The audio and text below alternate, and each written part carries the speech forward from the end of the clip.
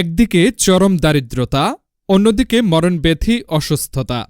এই দুই সমস্যার মাঝখানে পড়ে অসহায় জীবন কাটাচ্ছেন রাসেল মিয়া। লালমাই প্রতিনিধির পাঠানো তথ্যচিত্রে দেখুন বিস্তারিত। কিছুদিন আগেও রাজমিস্ত্রির কাজ করে স্ত্রী ও দুই কন্যা সন্তানকে নিয়ে ভালোই চলছিল তার সংসার।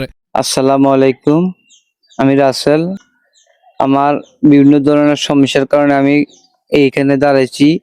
আমার হার্টের সমস্যা, রক্তনালী সমস্যা, লিভারের প্রবলেম, তারপরে বিভিন্ন ধরনের সমস্যার কারণে আমি ঢাকা, কুমিল্লা অনেক জায়গায় ভর্তি ছিলাম।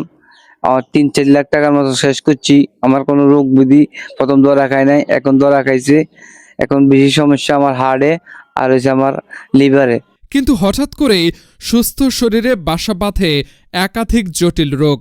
বর্তমানে তিনি কিডনি ও হার্টের গুরুতর সমস্যায় ভুগছেন। শারীরিক দুর্বলতার কারণে এখন আর কাজ করতে পারছেন না তিনি। চিকিৎসার আশায় কুমিল্লা ও ঢাকার বিভিন্ন হাসপাতাল ও চিকিৎসকদের শরণাপন্ন হয়ে জমানো টাকা ও ঋণ করে ইতিমধ্যে ব্যয় করেছেন প্রায় 3 থেকে 4 লাখ টাকা।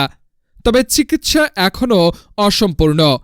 চিকিৎসকদের মতে দ্রুত উন্নত চিকিৎসা না নিলে যে কোনো সময় ঘটতে পারে বড় ধরনের দুর্ঘটনা। আর এই চিকিৎসার জন্য প্রয়োজন আরও প্রায় 3 থেকে 4 লাখ টাকা। কিন্তু প্রতিদিনের খাবার জোগাড় করাই যখন কঠিন, তখন এত ব্যয়বহুল চিকিৎসা করানো রাসেল মিয়ার পক্ষে প্রায় অসম্ভব হয়ে দাঁড়িয়েছে। 2 অবুঝ কন্যা সন্তান ও স্ত্রীকে রেখে পৃথিবী ছাড়তে চান না অসহায় এই মানুষটি। সন্তানদের এতিম না করতে সমাজের বিত্তবান ও মানবিক মানুষদের কাছে সাহায্যের আবেদন জানিয়েছেন তিনি। আপনাদের সামান্য সহযোগিতাই পারে রাসেল মিয়া ও তার পরিবারের জন্য নতুন করে বেঁচে থাকার আশার আলো জ্বালাতে। আমার ঢাকা, কুমিল্লা আমি অনেক জায়গায় ঘুরছি, অনেক জায়গায় হাসপাতাল আসছিলাম।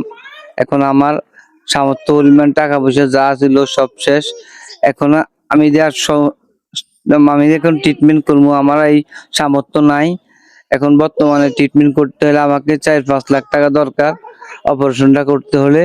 এখন যদি আমাকে আপনারা দয়া করেন, তো আমার 2টো মেয়ে আছে, 2টো মেয়ের ইচ্ছা আমি দুনিয়াতে বাঁচতে পারবো। যদি আপনারা দয়া করেন, দয়ার হাত বাড়ান।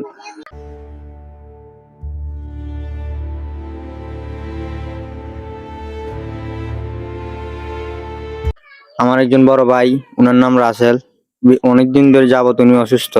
ওনাকে নিয়ে কুমিল্লা এবং ঢাকা শহর নিয়ে অনেক দৌড়াদৌড়ি করছে। আমাদের অর্থনৈতিকভাবে যা ছিল পারিবারিকভাবে সব শেষ। এখনকার ওনার 2টো মেয়েও আছে এবং আর সামনের দিকে যে এগিয়ে যাবো এরকম ধরনের কোনো অবস্থা আমাদের নেই। যদি আপনারা পারেন কিছু সহযোগিতা করেন, আপনাদের ওপর এখনকার আমরা নির্ভরশীল।